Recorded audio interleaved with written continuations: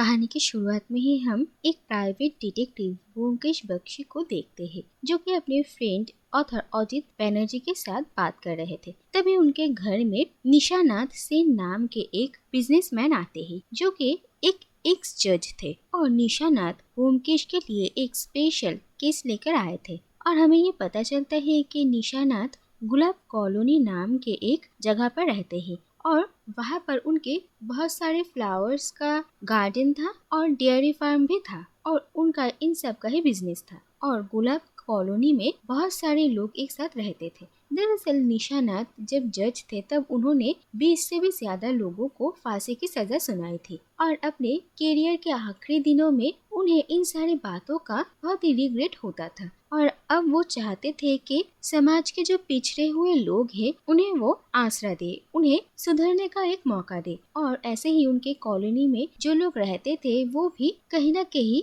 जिंदगी जीने की उम्मीद हार चुके थे और निशानाथ ने ही उन लोगों को गुलाब कॉलोनी लाकर एक नई जिंदगी दी थी। और इसके बाद निशानाथ अपने असली काम के बारे में बताते हैं। वो ब्योमकेश को एक पुरानी बंगाली मूवी की गाने के बारे में बताते हैं और कहते हैं कि इस मूवी में एक्टिंग करने वाले और ये गाना खुद गाने वाली एक्ट्रेस का नाम था सुकन्या। और निशानाथ को लगता है कि सुकन्या भेष बदल कर उनके ही नर्सरी में रह रही है और निशानाथ चाहते हैं कि ब्योमकेश इस सुकन्या नाम की औरत के बारे में पता लगाए और ब्योमकेश इस केस को लेने के लिए तैयार हो जाते हैं। इसके बाद निशानाथ ब्योमकेश को एडवांस देते हैं और रिक्वेस्ट करते हैं कि एक दिन वो उनके नर्सरी में घूम कर आए। इसके बाद ब्योमकेश और अजित एक बंगाली मूवी एक्सपर्ट रोमेन मल्लिक से मिलने के लिए जाते हैं और रोमेन मल्लिक से ही ब्योमकेश को उनके एक फ्रेंड मुरारी के बारे में पता चलता है, जो कि उसी मूवी के प्रोड्यूसर का बेटा था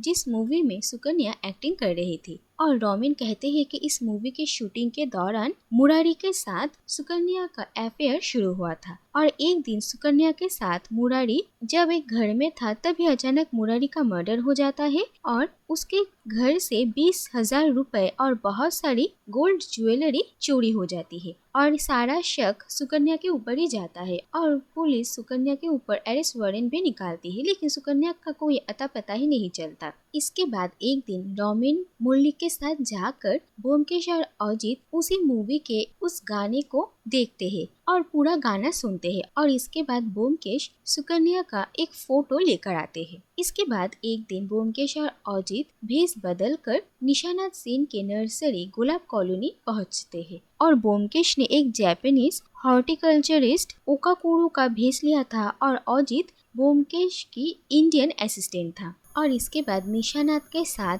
ब्योमकेश गुलाब कॉलोनी में रहने वाले हर लोगों से मिलते हैं और उनकी फोटोज लेते हैं और वो लोग कैसे हैं, उनका स्वभाव कैसा है, ये सब कुछ ब्योमकेश समझने की कोशिश करते हैं। और सुकन्या के बारे में जो इन्फॉर्मेशन ब्योमकेश को मिली थी वो निशानाथ को बताते हैं। इसके बाद वो लोग लौट आते हैं और इसके कुछ दिनों बाद ही एक दिन रात को अचानक निशानाथ सेन ब्योमकेश को कॉल करते हैं, लेकिन उन लोगों की बात पूरी नहीं होती क्योंकि अचानक निशानाथ के सर पर कोई अनजान शख्स एक भारी चीज से वार करता है और वहीं पर निशानाथ की मौत हो जाती है। अगले दिन सुबह ब्योमकेश को निशानाथ के मर्डर के बारे में पता चलता है इस केस के इन्वेस्टिगेटिंग ऑफिसर के थ्रू और ये पुलिस ऑफिसर ब्योमकेश के बहुत पुराने दोस्त थे और वो ब्योमकेश को इस मर्डर केस को सॉल्व करने के लिए गुलाब कॉलोनी बुलाते हैं और पुलिस ऑफिसर को ब्योमकेश ये नहीं बताते कि निशानाथ सेन को वो पहले से ही जानते थे। जो भी हो, इसके बाद ब्योमकेश इस बार अपनी आइडेंटिटी के साथ ही इस घर में आते हैं और फिर से इस कॉलोनी में रहने वाले हर लोगों से मिलते हैं और निशानाथ सेन के मर्डर के बारे में सबसे पूछताछ करते हैं और ये जानने की कोशिश करते हैं कि ये लोग उस वक्त कहाँ पर थे। सबसे पहले ब्योमकेश निशानाथ सेन के भतीजे विजय से बात करते हैं और इसके बाद ब्योमकेश को ये पता चलता है कि निशानाथ सेन की वाइफ दमयंती अपने पति के मौत से ट्रॉमेटाइज्ड है। इसके बाद ब्योमकेश इस कॉलोनी में ही रहने वाले निशानाथ के सारे एम्प्लॉयज रोशिक लाल, मुश्किल मियाँ और ब्रोजो दास सबसे बात करते हैं और इसके बाद कॉलोनी के बाकी लोग जैसे प्रोफेसर नेपाल गुप्ता, डॉक्टर दास, नेपाल गुप्ता की बेटी मुकुल, रोशिक लाल की पत्नी और इस कॉलोनी में रहने वाली एक और औरत बनलक्ष्मी से बात करते हैं। लेकिन निशानाथ के मौत के वक्त सब कहाँ पर थे, इन सब का एलिबाई उन लोगों के पास था। इसके बाद ब्योमकेश प्राणकृष्ण, जो कि बोल सुन नहीं सकता है, उससे मिलने के लिए जाते हैं। लेकिन ब्योमकेश को देखकर ही प्राणकृष्ण बहुत डर जाता है और वहां से चला जाता है। और इस इन्वेस्टिगेशन के दौरान ब्योमकेश को समझ में आता है कि ये केस इतनी आसानी से सॉल्व होने वाला नहीं है। और इसी दौरान एक दिन प्राणकृष्ण को कोई मार डालता है, बिल्कुल वैसे ही जिस तरह से निशानाथ सेन को मारा गया था। और इसके बाद एक बार फिर से ब्योमकेश गुलाब कॉलोनी आते हैं और प्राणकृष्ण के मौत से ये बात साबित हो जाती है कि उसने उस मर्डरर को देख लिया था और इसीलिए उसकी भी जान चली गई। और ब्योमकेश को इस बात का अफसोस होता है कि उन्हें पहले क्यों नहीं समझ में आया। जो भी हो, इसके बाद ब्योमकेश एक बार फिर से सबसे पूछताछ करते हैं और इस बार वो सबके वॉइस रिकॉर्ड कर लेते हैं। और इन्वेस्टिगेशन के दौरान ही एक दिन निशानाथ सेन के एक एम्प्लॉय ब्रोजो दास ब्योमकेश के घर उनसे मिलने के लिए आते हैं और वो ब्योमकेश को कहते हैं कि कुछ बातें हैं जो उन्होंने ब्योमकेश को पहले नहीं बताया,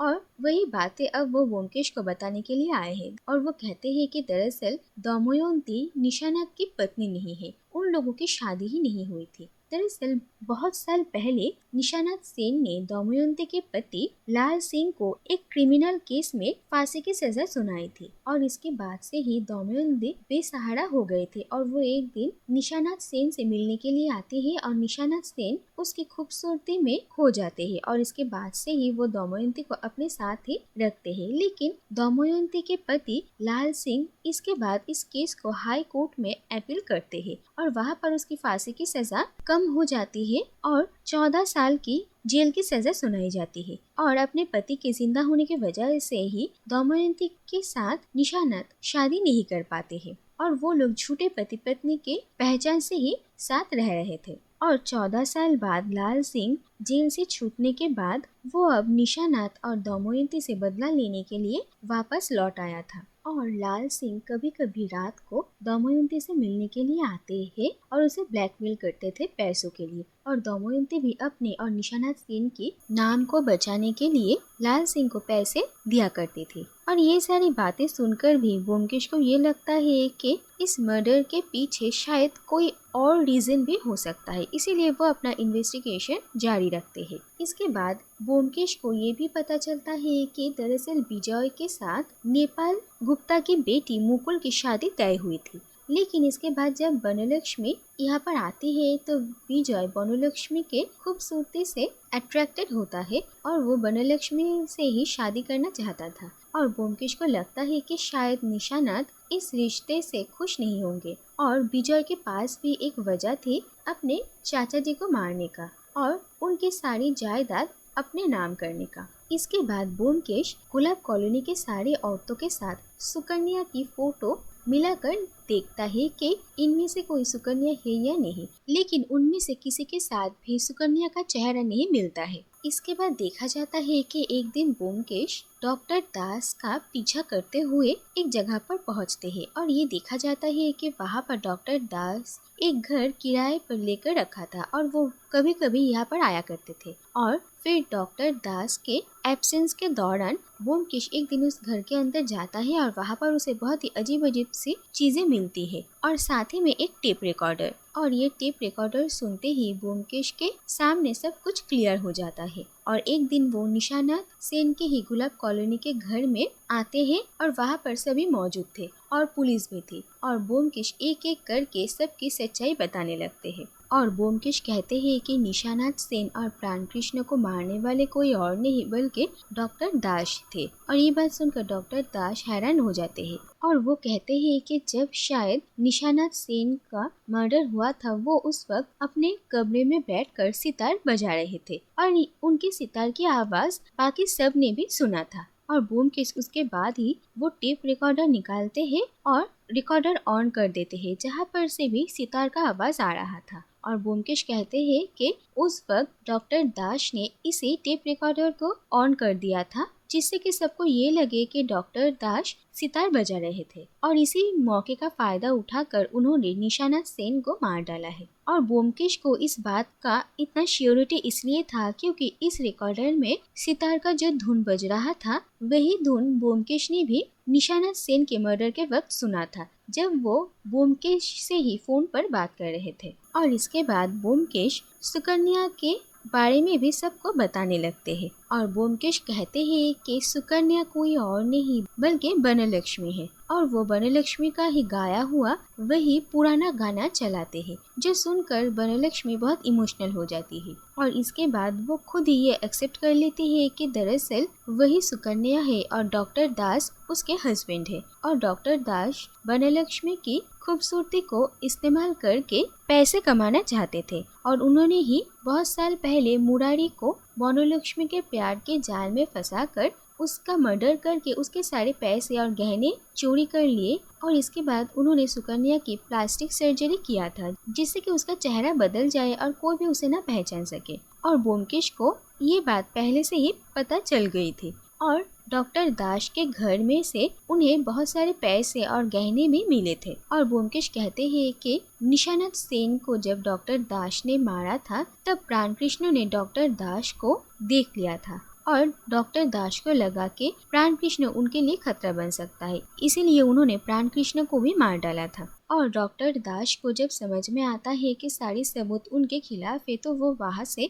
भागने की कोशिश करते हैं, लेकिन पुलिस डॉक्टर दास को पकड़ लेती है और उन्हें अरेस्ट कर लेती है, और यहाँ पर ये केस सॉल्व हो जाता है। और इसी के साथ ही ये कहानी यहीं पर ही खत्म हो जाती है।